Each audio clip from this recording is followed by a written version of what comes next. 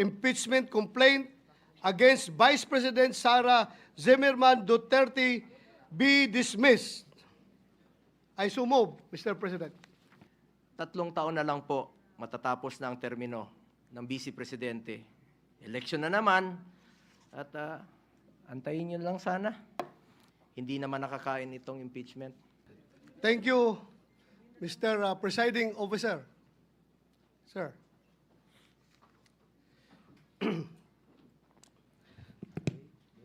So I would reiterate my motion.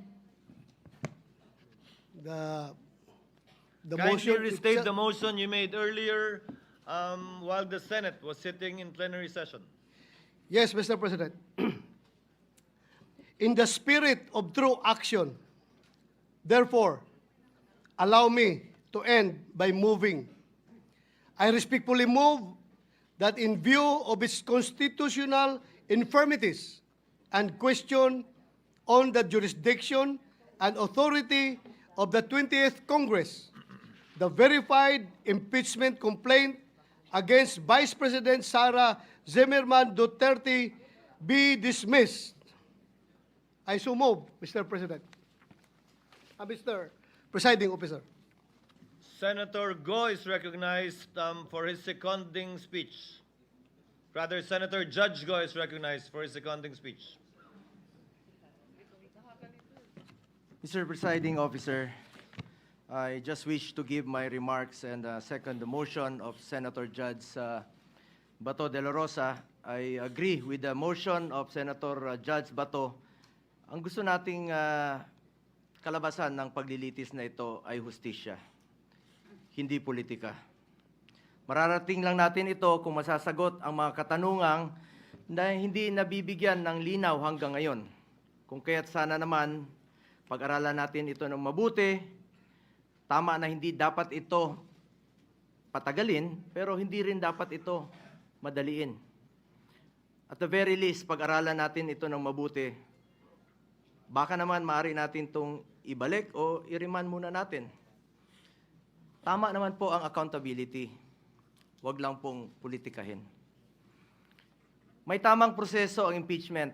Dapat pag-aralan natin ito ng mabuti. Under Article 11, Section 3 of the 1987 Constitution, a verified complaint for impeachment may be filed by any member of the House of Representatives or by any citizen upon a resolution or endorsement by any member thereof, which shall be included in the order of business within 10 days and referred to the proper committee within 3 session days thereafter.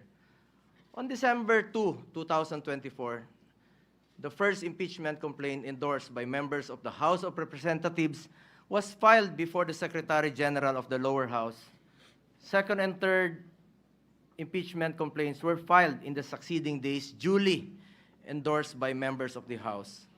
Under Section 3 of the House Rules of Procedure in Impeachment Proceedings, a verified complaint for impeachment shall be filed with the Office of the Secretary General and immediately referred to the Speaker. Despite this rule, Mr. Presiding Officer, the 3 impeachment complaints filed were never referred to the Office of the Speaker. Instead, a 4th verified impeachment complaint signed by more than 200 congressmen, which now constitutes the articles of impeachment, was transmitted to the Senate. This brings into question the legality of such move when the Constitution provides that no impeachment proceeding shall be initiated against the same official more than once within a period of 1 year. Para sa ordinaryong mamamayan, at lalo na sa aming mga binigyan ng tungkulin na maging senator judge sa paglilitis na ito, this opens up a lot of questions. At ang iniiwasan natin ay yung magpapasya tayo sa isang bagay na makakaapekto sa buhay ng bawat Pilipino. Makakaapekto sa trabaho natin na makatulong sa tao. Tapos hindi naman pala dumaan sa tamang proseso. Yes, we are senator judges tasked to decide on this matter, and we took an oath to be impartial. But this matter, whether it went through the right process or not, should be first decided upon and settled with no question prior to that. We are all for accountability. In fact, maganda nga sana mapakita ng accused at ng accusers kung may ebidensya ba o wala. Pero bilang mga mababatas, dapat siguraduhin alinsunod ito sa batas at tamang proseso. Dapat hindi na circumvent ang batas, dapat nasunod ang due process at ang rules. Hindi pwedeng shortcut. Justice delayed is justice denied, and justice conducted the wrong way is no justice at all. Anong nangyari sa tatlong naunang impeachment complaints? Bakit hindi ito agad na-refer sa Speaker's Office? Bakit hindi ito isinama sa order of business within 10 session days? At bakit hindi ito inirefer sa tamang komite within 3 session days after its inclusion in the order of business as mandated by our Constitution? Tila dinrable lang ito at hindi pinaandar ang shot clock. Parang hindi po ma-technical sa oras. Sa basketball nga, hindi pwedeng puro dribble lang. May shot clock po yan. At may oras na dapat mong obserbahan.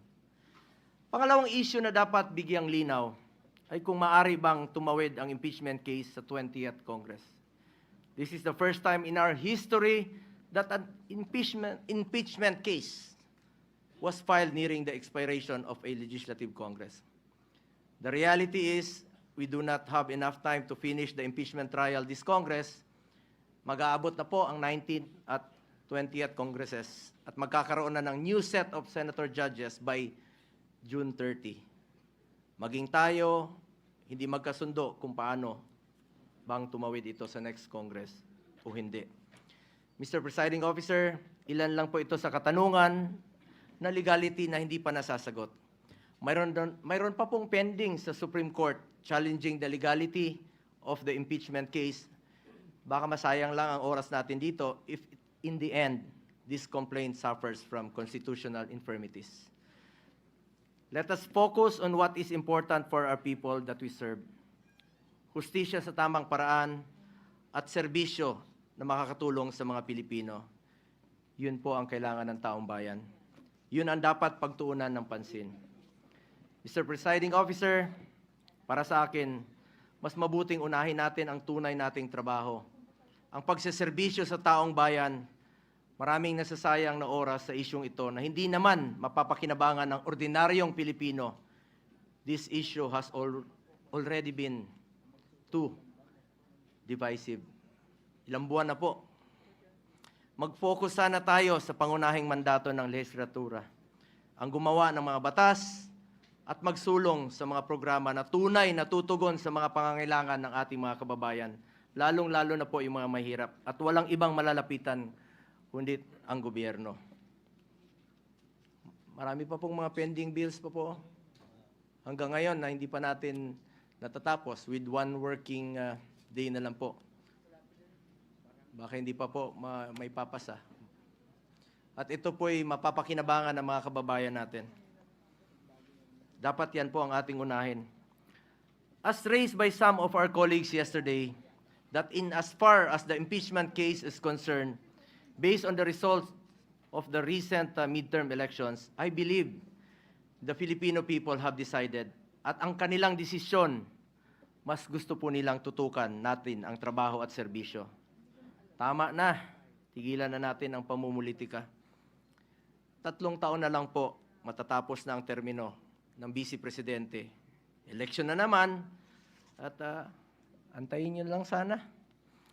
Ang importante sa ating mga kababayan ay may pagkain sa kanilang hapagkainan. May matibay na healthcare system na kayang tumugon sa pangangailangan ng may sakit, disenteng trabaho at marangal na pagkakakitaan, dekalidad at abot-kayang edukasyon, at ang katiyakan at panatag na ligtas silang makakauwi kahit sa gabi. Hindi naman nakakain itong impeachment. Sana pwede ninyong ikonsidera at the very least, bago tayo maglitis dito, siguraduhin muna natin na nasa tama na prosesong tinahak natin dito. At the very least nga, sabi ko, marahil pwedeng ibalik o i-remand muna na ito sa pinagmulan sa House of Representatives dahil marami pang ang katanungan ang legally hindi nasasagot. Mas mabuting siguraduhin natin na sumunod sa proseso ang anumang kaso na ating diringgin para hindi masayang ang ating oras. Sang-ayon po ako na hindi natin ito dapat patagalin. Kahit si Vice President Sara Duterte gusto naman harapin ang kaso, ngunit wala ring dapat may gusto na madaliin po ito. Paano kung magsimula na tayo ngayon at magdesisyon ang Supreme Court na unconstitutional ang ginawang procedure ng House of Representatives? Paano kung sabihin nila na hindi pwedeng tumawid sa 20th Congress? Ano ang magiging aksyon natin? This puts us in a possible conflict with the decision of the Supreme Court. We must be prudent about this matter. Mr. Presiding Officer, I just want to reiterate, hindi ko po tinatalikuran ang aking sinumpaang mandato. Tungkulin ko yan as Senator Judge, kahit araw-araw tayong maglitis dito, but we would also be remiss of our duty kung hindi natin siguraduhin na dumaan ito sa tamang prosesong nakasaad sa ating konstitusyon. At kilala ko po ang mga Duterte, Mr. Presiding Officer. Hindi sila tumatakas sa accountability, hindi sila tumatalikod sa hamon ng buhay. Hindi sila tumatalikod sa kanilang tungkulin. Maraming beses nang sinabi ni dating Pangulong Duterte na handa nga siyang sumagot at harapin ang mga inaakusa sa kanya, pero dito po sa ating bayan, hindi sa ibang bansa. Nabanggit din po ni Vice President Sara Duterte na handa siyang harapin ang impeachment case laban sa kanya. Hindi ito issue ng pagtakas sa accountability. Ang gusto natin dito, siguraduhin na nasunod ang tamang proseso. We must respect and abide by the procedure laid out in our Constitution. Hindi pwedeng mamili lang tayo ng mga provision na ating susundin. We are all bound to the rule of law and we must follow due process. That is all, Mr. Presiding Officer. Thank you, Senator Go.